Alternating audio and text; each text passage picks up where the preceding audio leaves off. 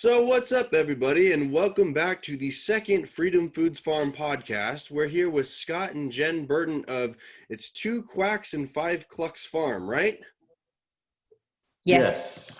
Tell me about the name. That's an interesting name. I want to know how you guys came up with it. What does it mean? Well, actually, we have 5 children together. Okay. So we kind of felt like our life was pretty chaotic. Yeah. So we were looking at the point that we kind of had to be 2 quacks in order to have 5 clucks. That's funny.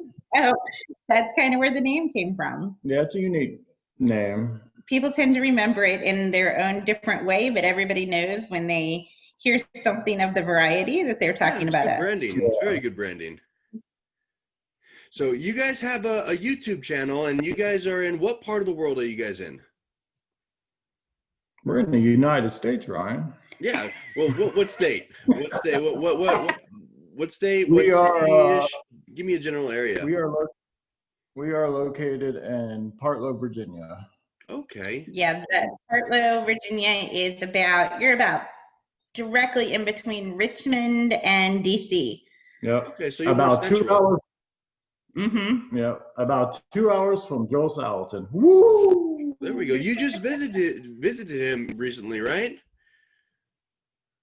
Yes. Tell me about that. You guys had a little bit of a story, right? You guys kind of had the same issue that I did when I went there with the car tire, right? Yeah. It's Luckily, funny. There's been so many people that go ahead. Luckily, we caught it when we were pulling out the driveway. When I was filming that, I set the camera in the driveway to get our car leaving the house, and that's when. So luckily, if I didn't film that shot, we would have been stuck on the road somewhere, because that's how we caught it. You know, it's not the first time that's happened. Yeah. I've heard of a few people that have had that happen to, like Mike Dixon over at the Fit Farmer. He had the kind of something similar happen. I had I was like on like a tire pressure of like 14 when I was leaving Polyface the day I went, and I was like, uh-oh. So just it might be a marketing tool that they use over there to get you to stick around a little bit longer. But yeah, it was a good visit.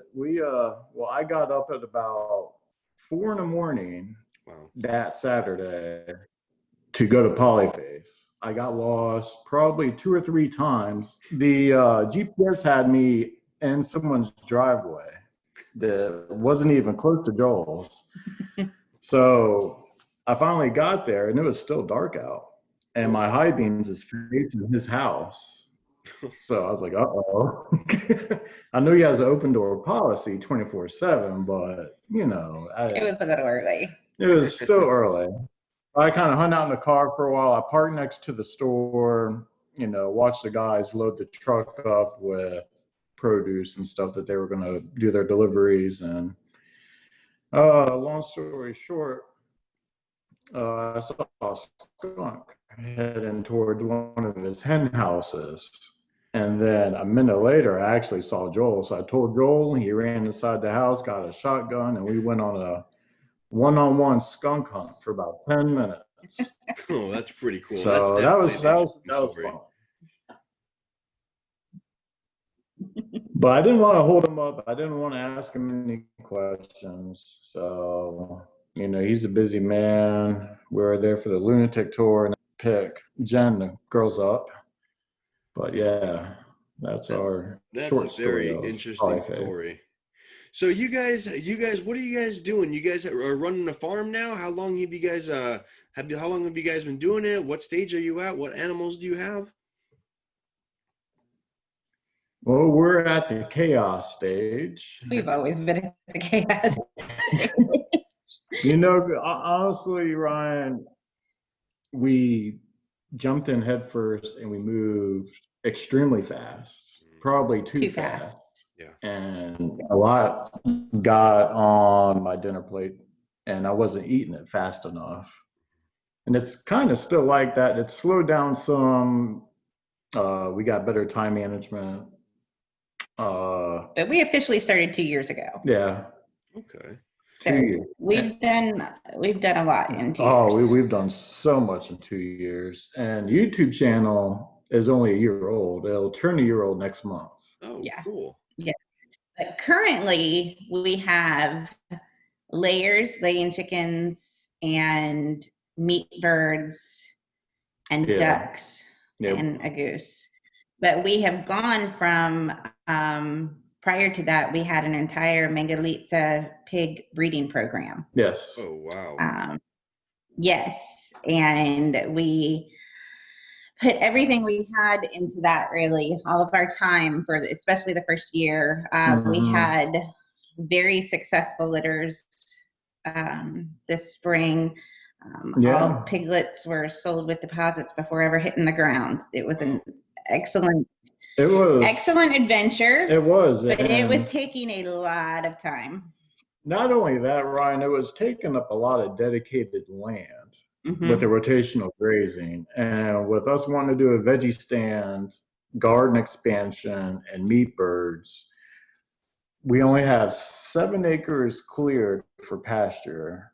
With rotating our pig program, it just didn't fit in with what we wanted to actually do, from here on out. So we made the decision to sell the herd in its entirety, and we went from there. A lot less stress now without the pigs. Yes, and it's more streamlined for our ultimate goal, which is to have a farm stand where we're producing enough to be able to sell to the public and sell the type of vegetables and meat and that we believe in, and we believe everybody should have the availability to. So tell me more about the farm stand. Are you guys going to be where are you guys going to have it at? Are you going to have it on your place? Are you going to go build it somewhere or go rent something? Or tell me your plan with that. That's interesting. We're actually fortunate enough to have our land on a fairly busy road here in our county. Yeah. Cool. So our goal is to build it on our land right up at the road. Yeah. That's the plan. And it's not going to be your average veggie stand. I want to have kind of like poster board, laminated type of knowledge per veggie sold on what organic fertilizers were used for that particular veggie. I want to get into like 90% heirlooms, 10% hybrids, and tell the backstory on that particular veggie. I want the people to know where their food is coming from, how it's being grown. I'll even include the soil testing. I'll put that up. We want just complete transparency. It sounds absolutely, and education. We want people to know why we're doing what we're doing, and you look at it, and some people see an heirloom tomato that's purple and not their perfectly round normal tomato shape, and they think it's rotten. Yeah, but it's not. It's all scarred up, and if you flip it over, there's like 2 tomatoes inside it. You're like, what is this? But we feel like that's so important now for people to start knowing where their food is coming from. Yeah. So important. Would you say your main focus is more towards the veggie side or more towards the meat side? Both. I would say we're definitely going to stick with doing meat bird chickens, all pasture raised, non-GMO, all organic feed. But I don't think we'll go much past chickens as far as meat. I think that's going to probably. Yeah, if we do anything, Ryan, it would be a couple pigs for us, for the freezer, and some friends and family. You're fine. And maybe a steer for us to raise, for meat, but for resale, we're not going to go beyond, your meat birds and veggies and fruits. And eggs. We have a good egg program going. We do. Okay. We are building up. We lost half of our layers in a 2-week span to predators. Ooh. So we put them on lockdown because we bled them out and just, free range. So we locked them down for about a month. We stopped selling eggs because we didn't want our customers getting eggs from chickens that's locked in a coop. So we locked them down. I got a chickshaw back on grass, and we're building up our flock by hatching eggs. Right now we got, not including meat birds, 73 chickens, 2 of which that we know of are roosters. I mean, we got a lot of chicks right now and a lot of other birds that we don't know with. Yeah, they haven't grown out yet to the point of sexing them, but yeah, we got 50 meat birds, 25 we're going to process. Should be this coming week. We got 27 more in the brooder that will go outside in a week. And I move those twice a day. I split their feed up and feed them twice a day, fresh water all the time. And then when I move them, I just don't dump the water on the ground. I go behind them and dump the water on their manure. That's pretty smart. Yeah. Wow. So you guys built the chickshaw like Justin Rhodes. Well, we actually got lucky. We found the one we have now, we found on Facebook Marketplace. Really? Yeah, and we actually got it for a good deal. A good deal, cheaper than what you could build it for. Oh. Believe it or not. But I am in the stages now of building a second one, and all of our chicks and what, 2-month old birds we have now, they'll go into that chickshaw. Yeah. So what are your thoughts on it? So if you're building a second one, you must like it a lot. Is it easy to move around? I haven't touched one of those ever. It's interesting. I see Justin using all the time.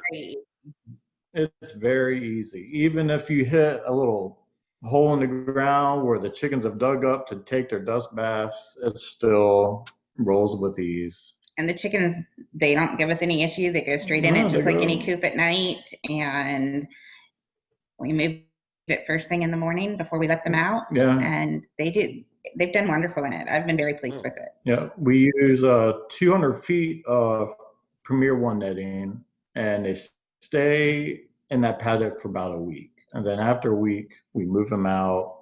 You know, sometimes it might stay 8 days, depending on the grass available and whatnot. But yeah, they stay in there for about a week, and then we move them. I like to only move 3 sides of the fence instead of the entire fence. But yeah, there's been a couple of times where I had to pick up the entire fence and just move them, you know, just way over somewhere else because. But it's still pretty easy. Oh, it's very easy. So the nets are pretty easy because I've dealt with like the sheep and goat wire from Premier One, and I always get it tangled. It's a headache for me, and I just haven't used it at all. But the poultry netting have been great. We have, and actually the reason we have so many rolls of it is not only did we use it for the chickens, but we used the chicken poultry netting from Premier One for all of our pig paddocks. Oh, that's the kicker. The pigs stayed in, even from piglet to adult, they stayed in. Because the squares are smaller on the poultry netting, so we were able to use it for the piglets. I mean, they could have easily gotten out. When our first gilt gave birth, it was our first litter, I didn't know that they went into heat like a day or two after giving birth. And I had the boar was in a different paddock with other gilts that weren't ready to breed yet. And he was about 20 foot from her. He could have easily just went through that fence to get to her, but he didn't. He would just stay at the fence and bellow at her, do his man thing. He didn't test the fence. It worked excellent. It worked excellent. Yeah, and actually, we watched each sow take their litter of piglets, and I didn't realize they would do this. They would take the piglets up one by one and basically shove them into the fence for them to get the shock to train the piglets themselves. Yeah. Smart pigs. Yeah. They say pigs is the smartest livestock there is. So it definitely has dual purpose. That's why I tell people if you're looking at getting Premier One fencing, look into the poultry netting because you can use that for almost all of it. Yeah. That's interesting. So what is your guys' background? Did you guys grow up doing this? Were you, or were you living in the city, moving out here? What made you want to come start a little farm? Well, I can tell you myself the truth. It was going to the Caroline County Fair about 4 years ago. Okay. And my favorite part, as a kid growing up was going to see the livestock. That's cool. It was about 4 years ago when we went to the Caroline County Fairs. I was petting the cows, looking at all the chickens, and I was like, you know what? We need to do this. And she's always wanted chickens. Right. But Scott grew up, he grew up a city boy. Yeah. Very much so, even a little bit more. Well, I'm not a city boy. I did. Yeah. No, but like I grew up with, not a farm in any sense, but with grandparents who both had large gardens, who were always, learning things on the farm, going berry picking, making our own jam and canning and that sort of thing. Yeah. So I at least had some of that background that I had to revisit and relearn. Ryan, I had one thing as a kid for a background. I did grow a sunflower.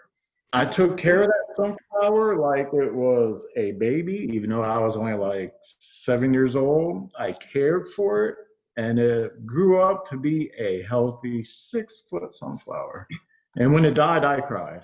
And to this day, we have to have sunflowers on the farm. Love sunflowers. It's crazy how things stick with you from a long time ago to to where you can bring back that memory, and that's kind of what helped you get the inspiration to do what you guys are doing. Yeah, I remember it was in a green pot. My grandma got me a little bag of soil to put it in. I don't remember which type of sunflower it was. I know it was yellow, but yeah, it was in the green pot. I remember that. The pot was on concrete. I have this good detail about that sunflower. Wow, that's pretty. That's my background. There's one sunflower. And we have actually taken some of my grandfather's tools. Yes. His older tools from when he had his garden and so forth, and used them and brought them back to life on our own farm. Yep. That's cool. That's really it is. So you guys have been doing this now for 2 years? Yeah. 2 years. So what made you choose this style of farming? Let's see here. It started off doing research on YouTube.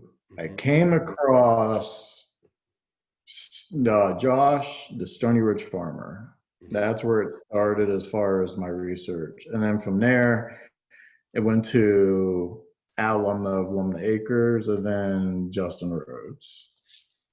So, I mean, I got probably 10 channels that inspire me on a daily basis.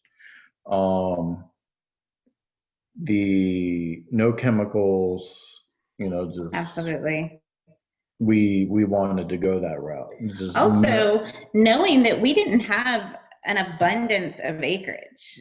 I mean, when we went looking for a place, we found this place with 11 acres and 7 of it cleared. And we knew that if we weren't going to do something rotational, we were just going to kill the land and not be, it would be over quick. Yeah.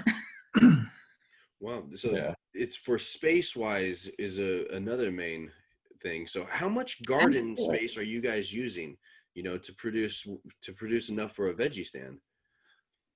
Oh, that's a good question.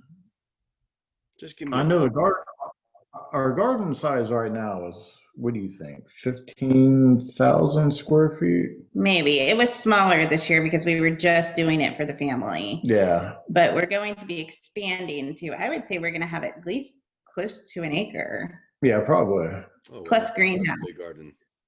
Yeah. Now the veggie stand is not going to happen next year. It's going to probably be about another 2 years. 2 years, I would say. I need to learn the whole greenhouse thing. We're not going to use trays to start seeds. We're going to do soil blocks. and we're gonna use Coco Loco as the mix. But it's prepping the soil. It's a lot goes into it. Absolutely. Like right now we have our layers and our meat birds on where we're extending our garden. That way it gets a lot of nitrogen. And I'm actually going behind the layers and the meat birds and broadcasting non-GMO clover as a cover crop. That's really cool. That's smart. So yeah, our greenhouse came in yesterday.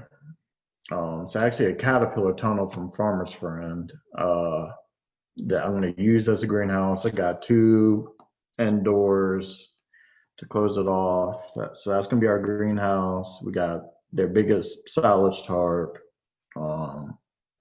Yeah, we got a lot of stuff sitting in the garage. Sounds like you guys are prepared for next spring. Yes, it's getting there. I can't wait to get that greenhouse up. I mean, it's only 14 foot by 50 foot, and it's a Gothic style instead of the classic hooch style. But I cannot wait to get it up and start seeds. I cannot wait. And we're actually thinking about doing storefronts on Etsy or Amazon for non-GMO transplants, to sell plants. So. And then I spoke to a local market here a few days ago, and we just talked to them about selling our meat birds there. So we're excited about that as well. Yep. So we can kind of get those out in the market before we have our stand. Yes. So are you guys currently still working, or are you guys just working strictly from the farm now? I am farm only. Jenn is a full-time real estate agent. Oh, cool. And Jenn herself, Ryan, has a background in marketing, just like you. Yeah. Yep. So that fits in really well. It does. It does. I've been able to do a lot of the marketing stuff for the farm, and still be able to do a lot of work from here. But still, the real estate market's been rolling too. It has. Take advantage of it. Absolutely. So you guys started a YouTube channel a year ago. Tell me a little bit about your thinking behind that, why you made it, and what you're doing with it, how often you're posting so people can go check you out. Well, I wanted to start it out to teach people, but also teach them as I learn. So that way it's fresh on the brain and I can get what I learn and what I experience out there quick. It started out just using a phone and a selfie stick. Now it's evolved into a drone camera, the whole 9 yards. But I try to post at least 2 vlogs a week, but here recently it's been like 1 because we've been so busy. Right. I think the main goal, though, is you see a lot of YouTube channels and everybody's showing you everything that they did that's right, that worked. And I think it's really good to see 2 people who are just starting out and trying things. And you can look in our blogs, you can see our failures just as well as our successes.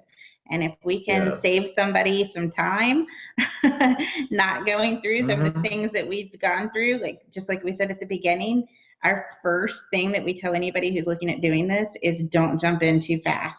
Yes. Don't go and buy every breed of animal that you can buy and do everything immediately, because you're going to get overwhelmed and it's just not going to work. Fun. Yeah, I totally get you on that. I see a lot of people doing that. They go and get, okay, I want cows, chickens, pigs, blah, blah, blah. So like for me, like when people ask me what the number one advice is, when I say starting a farm, I say go slowly and start with 1 animal at a time and master that one. I mean, I don't know if you guys agree with that, but you are 100% correct. Absolutely. You just you're not the only one that said that. Kaylee Richardson of the Homestead is actually that's her motto, is master 1 breed at a time. I absolutely agree. Yeah, like we eventually want to get into honeybees, but absolutely. I love sharing failures. I have no problem doing that. And I think that's a good thing for And we people to see, got a because big blow. they don't see everything just they just don't see all the successes, and when they mess up, they can go, oh, you know what, I'm just like them too. Right. Yeah. Exactly. We wanted people to be able to relate. Yeah. Now, we do have something big coming up. It's going to take me some time to do it, but I went on a 3-day trip to a farm here in Virginia and shot a documentary or a docu-series. I used up 8 memory cards, 2 of which were from 2 different drones. The guy, he's only 26 years old, 300 acres. His story is going to blow people away. What he's been through from a teenager on up. He's an author. He has a book coming out next month. And his methods is like no other. I mean, him and Joel are great friends. But I'm trying to get this particular farmer to scale down his knowledge to homesteaders versus large scale farms. That's what he works with right now. Because he also owns an institute at 26 years old. Yeah, it should be amazing once we get it. Yeah, so I'm trying to get him at Homesteaders of America, and he wants to, and he has a lot of knowledge he can share with homesteaders that would really help them out. So when can we expect this to come out, and where can we find it? Is it going to be on YouTube, or where are you going to do it? It will be on YouTube. Time frame, I'm hoping. That's a good question on the time frame, because it's so much footage. I would say you should be able to get the first part out within a couple weeks. I would hope so. Yeah. Because we got to get through meat bird, the processing. I got to build a kill cone stand. Yeah, there's a lot of projects, but hopefully we can get part 1 out within a couple weeks. Yeah, so and it'll maybe the second week of October, so people can kind of find that on your channel. Yes. Yes, that'd be great. So I'm looking forward to that. Hearing that story, I haven't heard. Don't know who this is. I don't want you to give too much away. I want people to go and check out the docu-series. I can tell you, Ryan, that your average homesteader, does not know this guy. Right. Now, your large farms that want to switch from using chemicals and stuff and do regenerative agriculture, they know about them, like 1,000, 2,000 acre farms with 1,000 head of cattle. They know of this guy. But his methods could translate over to a homestead that's on an acre, or even a half an acre. It really could. Interesting. So that's why I'm trying to get his story out there and get him at Homesteaders of America. Interesting. Well, we're almost up on time, but there's one thing that I want to do in this podcast for the last question is to have you guys go through a typical day of yours, because one of the things that people say why they don't want to do this kind of stuff is it takes up too much time. So that way people can get an idea of how much time that you guys spend running your farm, growing your vegetables, meat birds, ducks. Can you guys take us through a day? What time you guys get up in the morning? What time you guys go to bed, and everything in between? This is going to be a good one. All right. Well, Scott definitely starts the day, not me. Yeah, I get up at about 5:30 in the morning, 7 days a week. Wow. Yeah, and I go to bed on average around 11. Like last night, I didn't get to bed until 3 o'clock this morning. Yeah, I was working on our newest vlog that's up now. Right. But on an average day, you're in bed by 11 usually. And then you start in the morning with basically all of the feeding. The feeding. You start that at 5:30 in the morning. You get outside at that time and start feeding all the birds and everything. Well, I mixed the feed because we wet down their feed. All the chickens feed, even the meat birds. So I start with that.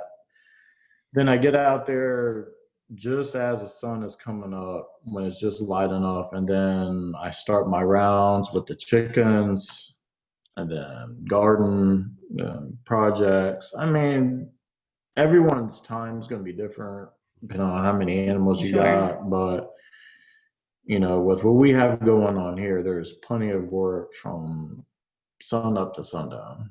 True. And then some. And then I usually get, you know, I get up about 7:30, and you know, we've got three of our girls are here doing virtual learning. So because public schools aren't doing in-person learning here. Yeah. So I get girls up and settled and ready to start that part of the day and kind of maintain that and get household chores around the house done. And then that's when I start my real estate work while they're doing stuff. And Scott usually does projects, usually mid-morning. He'll start projects on the farm, and by afternoon, if he has the time to stop, he'll do some editing in the afternoon once we've got country internet, as we call it. Yeah, good old satellite internet. So when we have 3 girls, you know, streaming classes in the morning, there's no bandwidth left for anyone else. No. So that's why I upload my vlogs to YouTube at late at night and early morning hours because of the satellite internet. That's when it's at its peak. You know, stuff moves a little bit faster. But that being said, when Scott went away for 3 days, don't say the location. Not to that would give it away. Film his little documentary. I was perfectly capable of getting all of the normal day-to-day stuff, chores done myself, along with keeping the girls with school and, you know, other household chores in my work. So, you know, it's kind of what daily chores take you. What would you say? You know, just the minimum.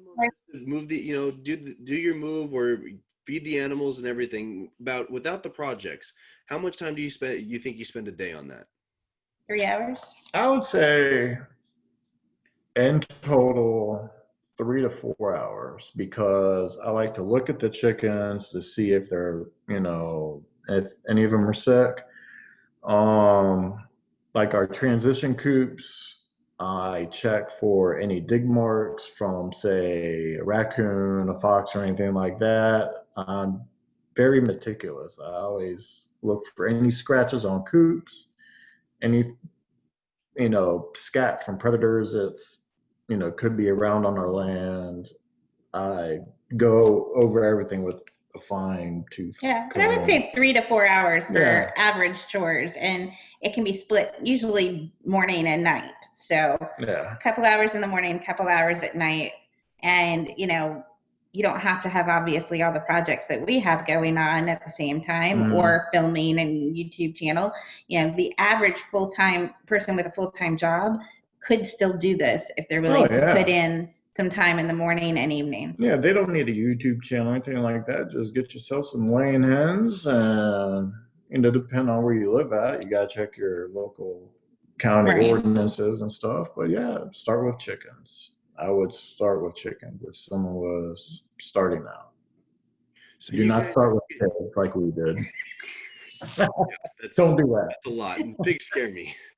Here's Ryan. We moved into our new house. A week later, we had a big coop and 4 chickens. A week after that, we had our gilts that we drove down to North Carolina to pick up. And then it exploded from there.